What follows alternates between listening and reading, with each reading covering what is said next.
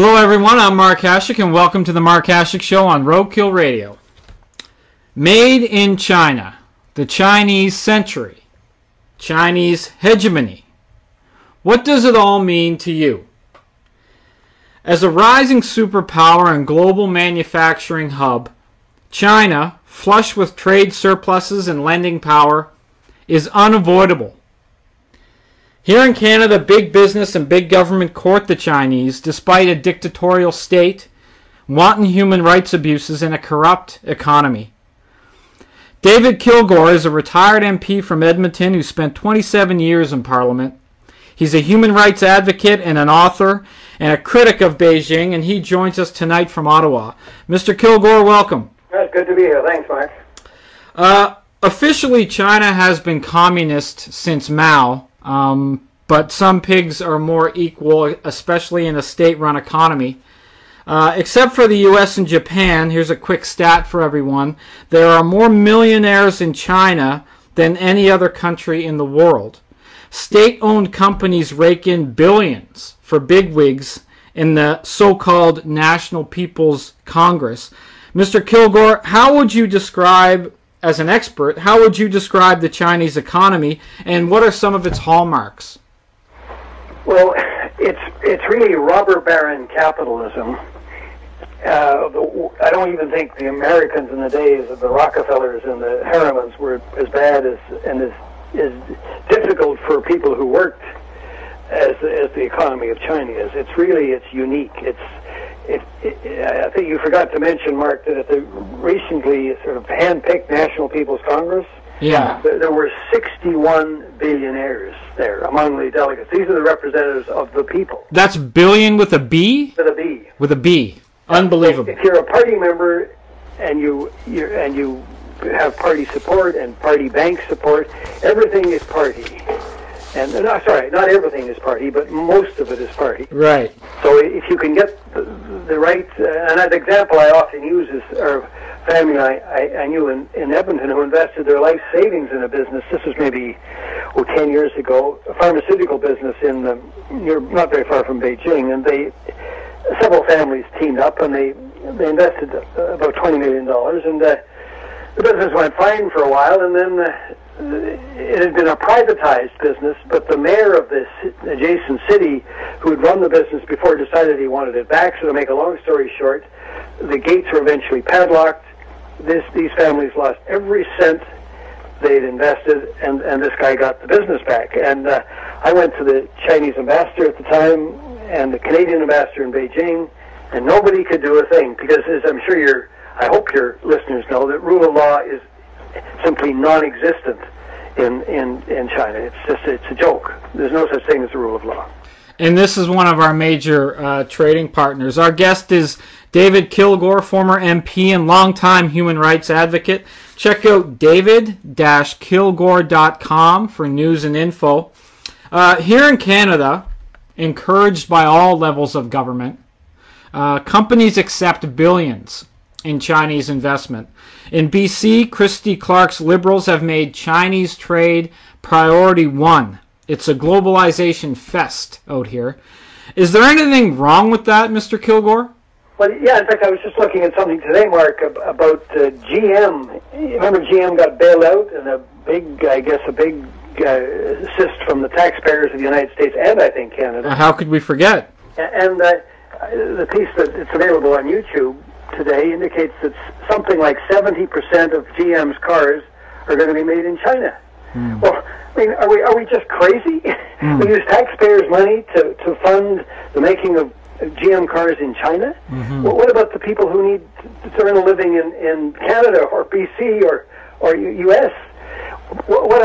I've done actually quite a lot of work on this, and what the problem is that some investors, I guess including some pension plans, are so greedy that they don't give a damn about the British Columbian who needs a job or the Ontarian who needs a job. They just think, I'll invest in XYZ company in making widgets in China. And of course, the Foxconn, you're familiar with that case, I'm sure. The Yes. Foxconn company that makes the iPads and the iPhones and so on for Apple. Right. And I'm sure your listeners know that there was 10 people who jumped off the roof of the building a couple of years ago. Something like that, yeah. And so they actually put nets below the second floor to catch people who might jump from the roof. I mean, what are we talking about? Do we have any respect for the people who work in China, or any respect for the people who want to work in Canada and the U.S.? Frankly, I blame our big business community and who want to invest as much as they can in China. And in fact, a friend of mine in Montreal told me that, and I think he's correct, that 40 or 50 businesses in Montreal, were things like in the textile business, were assisted by the Export Development Corporation, he said, to move production to China. Right. So something like 30 or 40,000 people in Montreal lost their jobs in the textile business, and I don't know how many firms were opened up in China. But what I'm saying, of course, is that this has got to stop, and we've got to start looking at jobs for Canadians and jobs for Americans, jobs for everybody, and not basically using sweatshop conditions in China in order to put everybody out of business in the rest of the world. And what people have to understand is this isn't a free market argument against some sort of socialized system argument. This is an argument about protecting Canadians, and that's what, before anything else, that's what our federal government should be doing. You mentioned the United States. The States owes its decline to the rise of China and the exporting of their manufacturing base. I read a fact the other day that 50,000 factories have been shipped from the United States to China in the last 20 years. That is an unbelievable figure when you think about it. So I want to talk about from a Canadian perspective and what our federal government should do.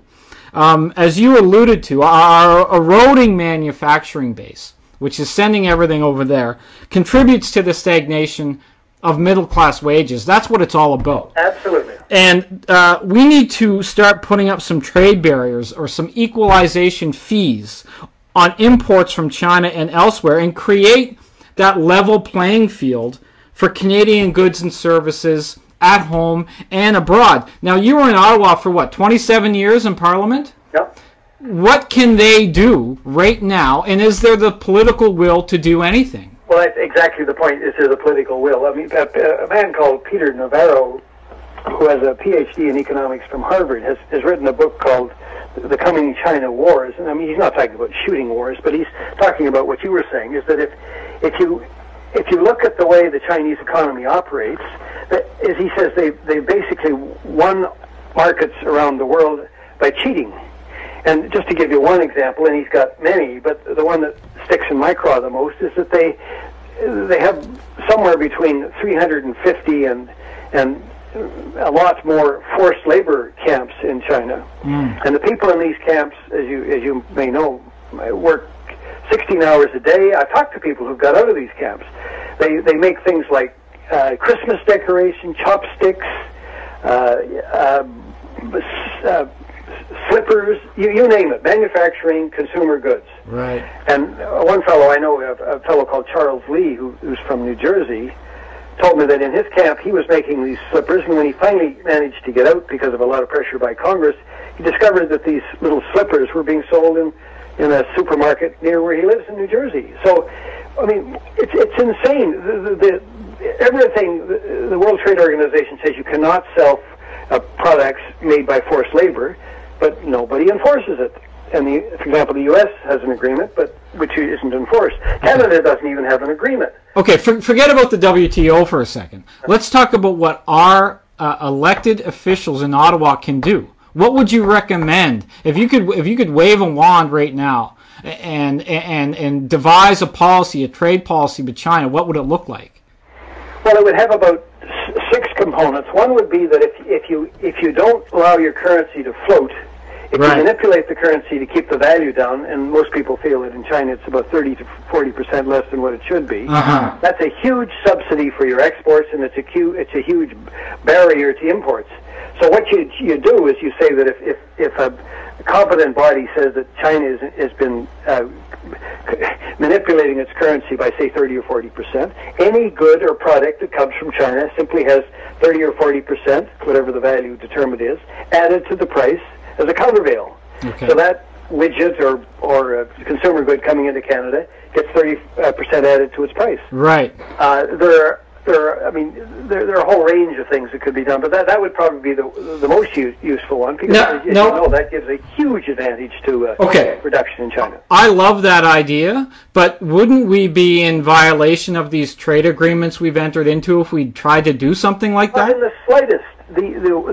Whether it's a bilateral agreements or the World Trade Organization, which they all talk about floating currencies and freely floating currencies, and if you're not allowing your currency, if you're manipulating your currency, people who import your products are perfectly entitled under any trade agreement to apply 25 or 30% countervail tariff each item that comes in. Right. Okay. Well, I think that's a great idea. That's something I want to switch gears for a second. I don't know if you can comment on this, but it's something that out here in Vancouver, especially, has gained a lot of interest. In Vancouver, in the real estate market, investors from China and elsewhere, but mainly China, because that's who the realtors in Vancouver are targeting, big fish from China. Yep. They are flooding our real estate market with investor capital and jacking up the prices, and it's hurting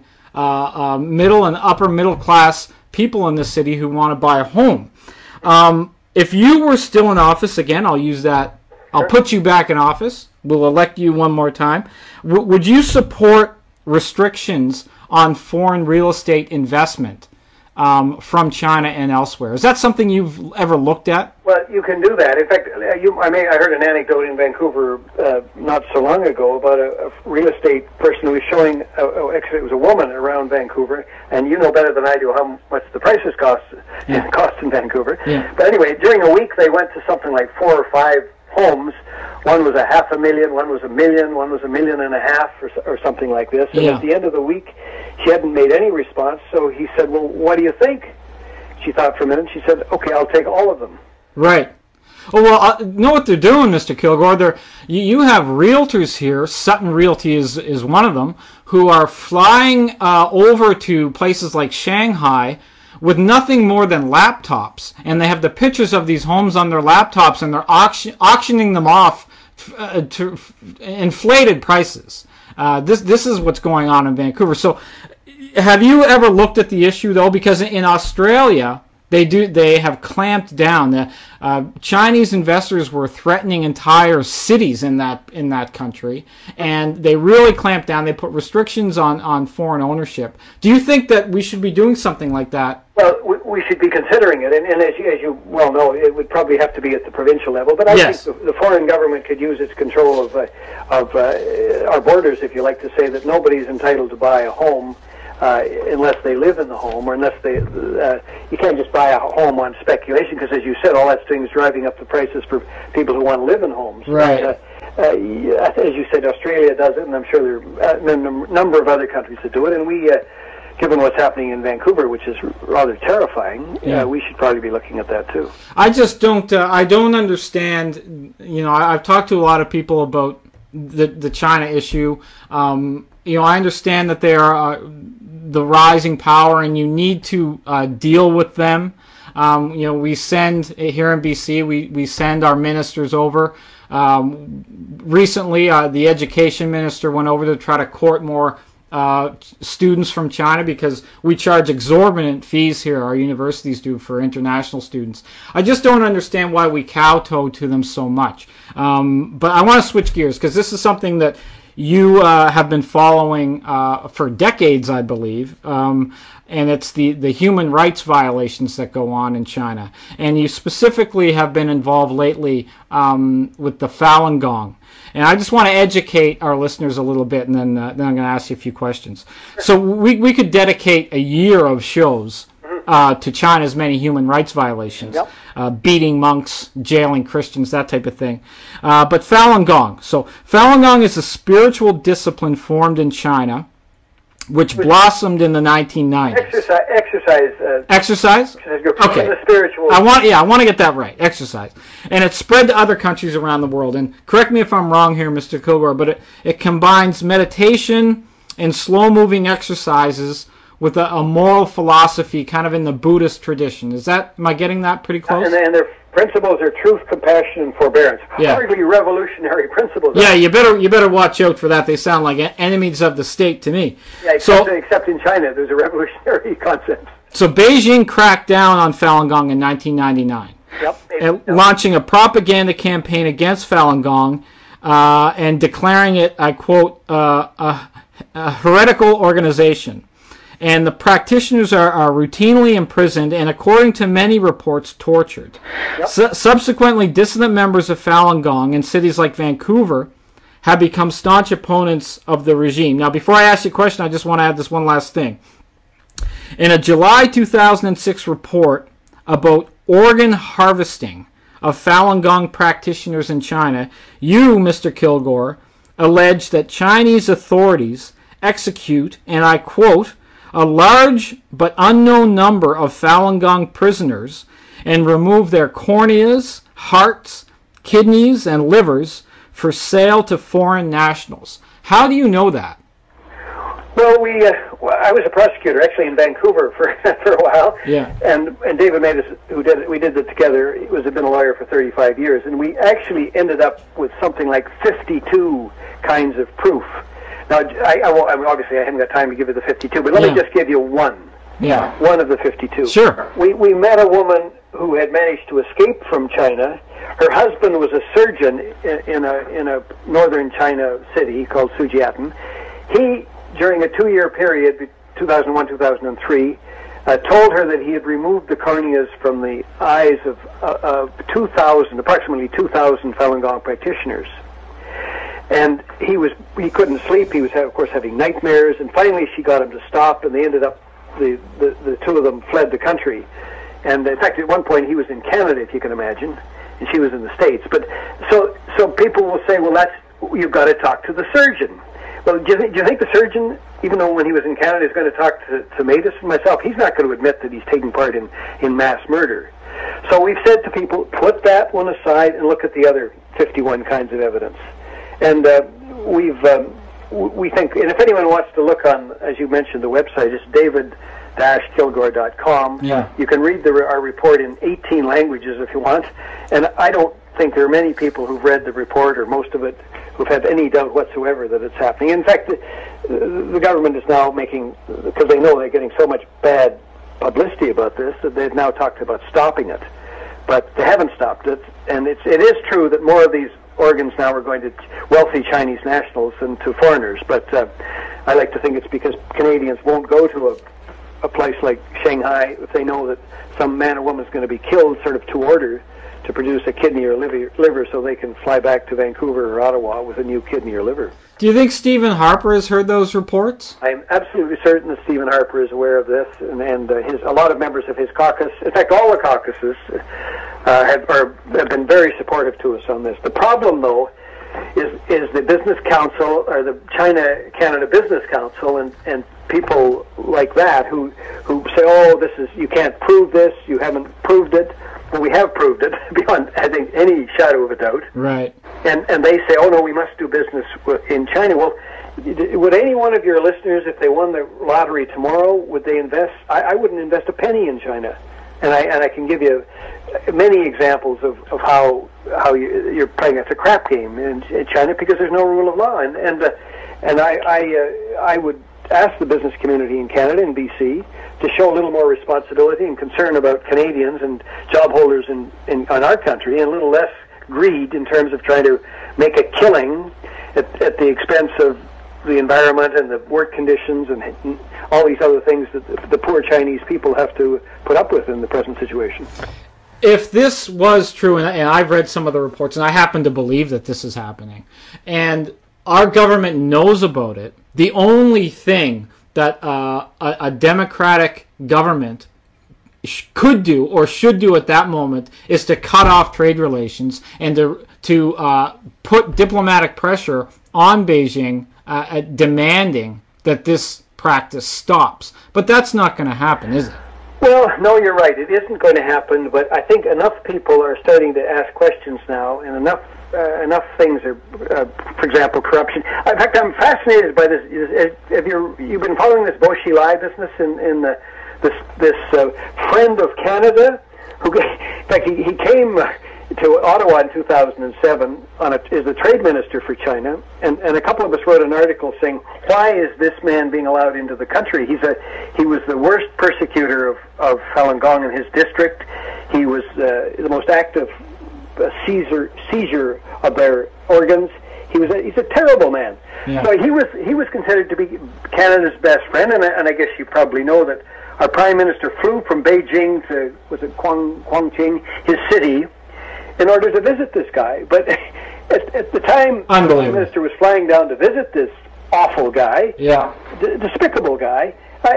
Anybody who knew anything about China knew that he was on his way out. So the question I ask is, what kind of advice is Mr. Harper getting about China when he would go 2 hours out of his way to go and visit a man who was about to be thrown out of the party, and his wife is now being investigated, as I'm sure you know, for the murder of a British citizen. I mean, listen, we've got to start to get real, and we've got to start. And one test, by the way, will be who's the next ambassador to China, and I very much hope it will not be somebody like David Emerson or Stockwell Day, frankly. I hope it'll be somebody who will stand up for Canadian values and stand up for Canadian jobs in China. Listen, I don't throw around, unlike some people, I don't throw around Nazi analogies, but this is tantamount to dealing with like a Mengele or a Himmler, because this is what these people are doing, right? I mean, it's disgusting that our government is involved with this, and the business community, which bears a great burden.